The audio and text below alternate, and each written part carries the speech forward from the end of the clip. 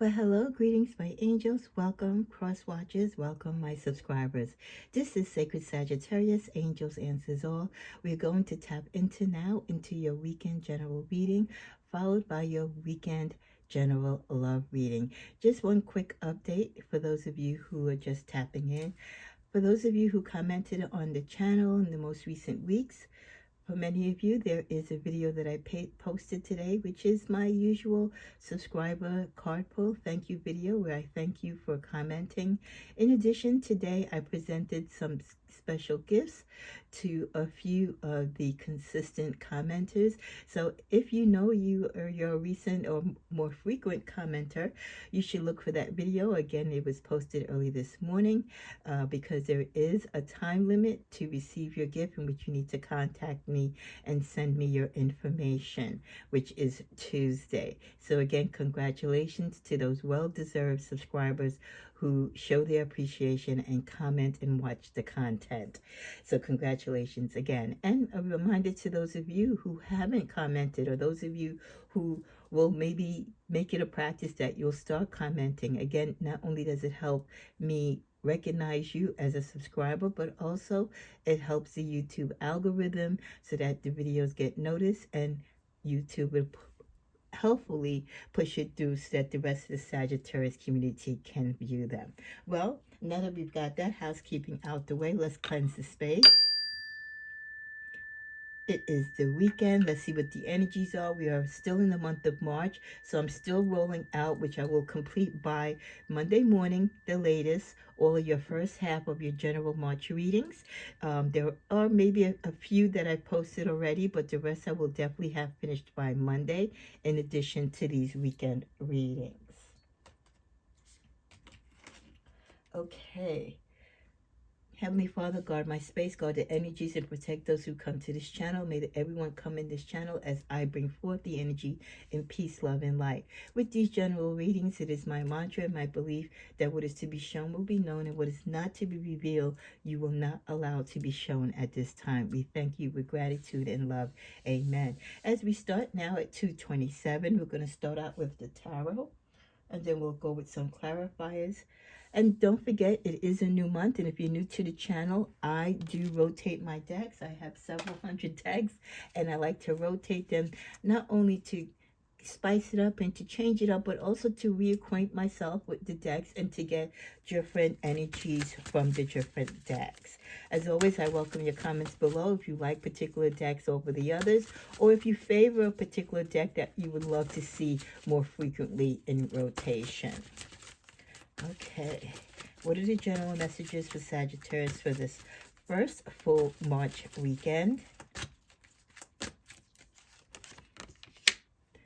Okay, so we have the King of Cups, the Seven of Wands, the Six of Wands. The underlying message is Six of Swords. So that's how we're starting out the energies.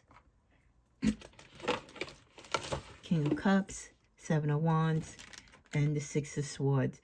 We're talking about dealing with understanding, endurance, potential success, as well as maybe the calm before the storm this weekend. Let's first start out with the King of Cup energy. Well, this is you, Sagittarius, or someone that you look up to. That could be like a parent, a grandparent, who is very tolerant, has empathy, has understanding. This may be the role you might have to play this weekend in your life, whether it's with your children, your grandchildren, or your niece and nephews, or this could be you talking to your elders this weekend, your grandparents, your parents, coming to some type of understanding on a particular situation in which the family or yourself could have been going through something, because we do have that followed by the energies of endurance with the Seven of Wands. And that also expands into you protecting yourself against something. So you might be seeking guidance from your elders, or you're providing guidance to your family members, your children, your grandchildren, niece, nephews, or your inner circle, and protecting themselves from some type of situation that they're in, or defending themselves against in a situation. Also, it could be that they could be in competition. So, like, let's say if some of you are a coach or you're a sports enthusiast, you might be the coach to your niece or nephew's soccer team or so forth. So, again, it could be in competition in business, competition in sports, competition going on within the family, fighting for one person affection over the other, favoritism, that type of thing, and how to endure and to prevail and to come out winning in these type of situations, because we have the card of success, the Six of Wands, following that. So with that, this also could be the summary with past and present guidance that you've been given or you are giving to others in endurance in sports, in enduring competitions in life, competitions in the job, competitions within the family dynamics, right? Because sometimes we have competitions with our siblings. We have competitions with cousins. One cousin might have a little money tree, a little more abundance than you do. You always have those friendly type of rivalry. So I feel this is something that this weekend, there's going to be something that shows success in it. So there's going to be a break in it, or a breaking even, or again a win. If it was a competition as far as sports, your leadership has lent your energy to have your family, relative, or friend, or whoever you mentor, win in a sports competition. If it's a situation regarding family, as far as, again, rivalry and stuff like that, it becomes a win because somehow the rivalry is recognized, and maybe it's brought to the light how silly it is, and that in both sides, they are both winners. That there really is no competition when it comes to family, that we should all love each other equally and love uniquely as a communion and a community of people together when we are talking about family. Siblings, yes, you have the oldest one against the middle one, the baby against the oldest. You have all this type of stuff. But at the end of the day, it's a family unit. And with the Six of Swords being the underlying factor, shows you that with this unity, with the competition being over, or the competition in the sense that it becomes a success, you realize that, there's ways to compete where, yes, you can be victorious and win, but you don't have to throw it in people's faces. And also there's ways to where you can have friendly competition in sports, in life, with your friends and family, and still love each other and still have a common respect for each other. You put more thought into the things that you say that will not rise, you know what I mean? Make the temptation of competition or envy to come about. Also, it's preventing that calm before something turns negative. Okay, so it could be that a discussion is had regarding competition, a discussion or leadership is provided to a family member, a group of people in which you are the leader. You're either the leader or you've seeking leadership guidance that you in turn can use to endure yourself or someone else through a competitive state or nature that you're going through or they are going through, how to achieve success in a fair and right way. And even though you might not win successfully or the other person might win, that through it all, it is a friendly competition. You're both kind of like on the same side, even if you're not on the same side. Again, it's like that mentality to learn how to say we can agree to disagree. And that is something that I say quite often, because I believe if we can all come to that point in understanding, it would alleviate so much destruction and just miscommunication between people. In the middle of the deck, we get the Hermit, contemplation. In the future, when it comes to competition or being competitive or taking sides in a situation or just doing things for the sake of winning or being the winner or being the favorite, you and the people that you provide leadership to, or the people that you look up to, will look at it in a different way. Sometimes it doesn't really matter who wins. What really matters is that you played, that you were part of the situation, that you're part of the family. And that is something ultimately that we should all look at. It's not about winning all the time, it's how you play the game. And even a sore loser can be a winner because they might carry themselves more professionally, with more empathy than a winner. So I hope that kind of makes sense to you. Let's see what other cards we get this week. We get the card of union. So we could be talking about you coming together with someone, partnering with someone. Could be a family member, or could be a romantic person, or a union. You could be joining a union on your job. We also have the energy of compassion, showing compassion, like I said, meeting with a group of people or talking to your elders, or you, Sagittarius, being the elder, showing compassion to others and teaching others within your family dynamics, especially how to have compassion. We had the card of awakening. This is a period where many of us are awakening to the truth. So if you're joining in union with someone new, or you're coming together and working with new people or with a new group, learning to be compassionate and understanding of your differences, right? And how you navigate through situations together. You awaken to the fact that yes, we were all different, but yet we are still also the same. At the bottom of the deck, we get the card of choice. A reminder that in life we all have choices. Is with those choices that we make that determines most of the outcomes in our life. What choice, if you're presented with a choice, what direction will you go? If you had the opportunity to make a choice this weekend to change a situation in your life, would you take that choice, or would you just go through the situation that you're going through? I think when you have an awakening and an aha moment, you open up your heart and mind and soul to a better and larger experience. You outgrow the naysayers, you outgrow the inner child in you that might have said yes, yes, yes to everything, and now you're a little bit more hesitant, you're a little bit more cautious, you just are more mindful in how you move and how tactful you move. And we move the deck, we get gentleness.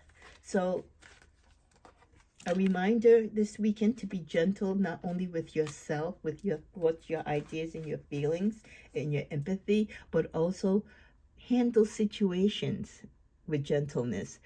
The delicate conversations, the disagreements, right? Again, we can agree to disagree. Handle those conversations in those situations where you might differ in opinion with someone with gentleness. Respect their energy, respect their insight, their views, and their communication, so that they can also respect yours. Again, ultimately, we have the choice. We have the choice to listen. We have the choice to speak out. We have the choice to disagree. As long as we can come together and talk and communicate and be amongst each other with this gentle, compassionate soul, coming as a union, awakening to the fact that ultimately we are all created under one Father, then it makes the difficult times, or the challenging times, or the things that we're not as sure of, more easier for us to come together and discuss. Let's see what else we get. Crying over you. There could be someone that is hurt and sad and upset. So someone from your past could be reminiscing about you this weekend. This is not your love reading, but I have to give you the messages as it comes forth. So someone could be crying over you, sad, hurt, or upset. It could also be a family member or someone who's distant from you, or if you're not feeling well, or if there's something going on within the family dynamics and this person is not near, or is not in a position to be near, they might be sad because they feel like they've disappointed you and they're not there to support you. We also get too busy winning. I'm not talking about competitions, right? So some of you could be so less bothered with a lot of things in life and a lot of what's going on because you're too busy winning. But just remember, winning comes with a price, and also winning all the time only lasts for a certain amount of time. So yes, dwell in your wins, but remember your losses so it makes you humble. Never be too busy winning that you forget how it is to lose. We also get wasting time, stuck, no changes, limited. Some of you might be feeling this energy right now that doors are closing upon you or opportunities are not opening up. You might feel like the avenues that you're taking or the path that you're going through is just wasting your time, that you've done the work or you feel like you've put the energy in, but there are no changes. Let's go to the tarot for a clarifier for that, where this energy is coming from. Wasting time. Let's clarify. Wasting time. Sagittarius is stuck. No changes. They feel limited. The opportunities aren't there. Why is that? So we get the healing card in reverse, which is the angel of the ocean in this deck. So the healing card in reverse. So there could be opportunities and blockages in your life, in particular this weekend, because whatever it is that you're after, whatever it is that you're trying to do, maybe you are not doing it from a place of healing. You might still have toxic energy or negative thoughts or performing negative actions in a way that wouldn't allow the universe to bless you with this opportunity or to open up the doors and the pathway for you to be successful.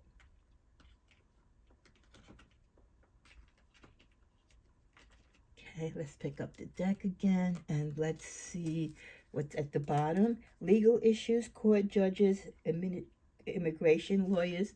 I don't know if any of you might have friends or family members that might be looking into some legal issues because of immigration issues, or they're going to court, seeing judges, lawyers for travel, passport, visas, that type of situation going on. In the middle of the deck, some of you might be thinking about filing bankruptcy or might be forced to file bankruptcy due to poor financial planning, high consumer debt, credit cards, loss of a job, high medical bills. So please, for those of you who are on the brink of that, or it's like the last resort, please try to get whatever financial guidance and help that you can before you actually have to do that, because that stays with you for many years. And you know, it's not an easy task to go through. As we continue on, we also get the message of inner strength. This weekend, don't lose yourself in the things you can't change, Sagittarius. Try to focus on the things you can change, like your attitude, your mindset, and energy. You've got everything you need. Tapping into your inner strength, if you are dealing with legal issues, financial issues, spiritual issues, family issues, find the inner strength. Don't give up and don't get lost in, in the translation of whatever it is that you're going through. We also get pursue happiness. Never apologize for what brings you joy. Only you understand where you truly belong and where you can find your safe space. Follow your bliss. Follow your happiness. Again, the only way you can follow and pursue your happiness is really tapping within, having that healing, seeing the doors of opportunity, letting God work his divine timing in your life. With the energies of the spirit of love, don't search for true love, for it will find you if you just hold on to who you are. The world already loves your essence, so don't you change it for anyone. So again, it's not a love reading, but we've been tapped into two messages here so far. And that is just a confirmation, Sagittarius, that sometimes for the sake of love or for the desire of love, we will go to the moon and back to change ourselves and adapt to other people's situations, even though it might not work with who we are ultimately and what we believe in. So I love that the spirit of love is saying this weekend, don't search for love, for it will find you. And for those of you who've been with me for many years, in my earlier readings years ago, I would always emphasize that sometimes divine planning really does work better for us when we let love find us than for us always searching and picking this particular person, this perfect person. So this just says it and confirms that there's no need for you to go running for love and searching for love and going on dating apps and all these things, because when it is meant for you to find love, it will find you. You will not have to find it. But the problem and the disconnect is that we don't want to hold on and wait. We rather change and adapt our ways to people for the sake of love, which ends up not working out because we then live out of the principles of who we are. We change to become what other people desire us to be, or what we think they want us to be, just so that we can be with them. So the world already loves your essence. So don't change it for anyone, not even for someone that you love or you desire. So I love that. Okay, as we're coming near a close,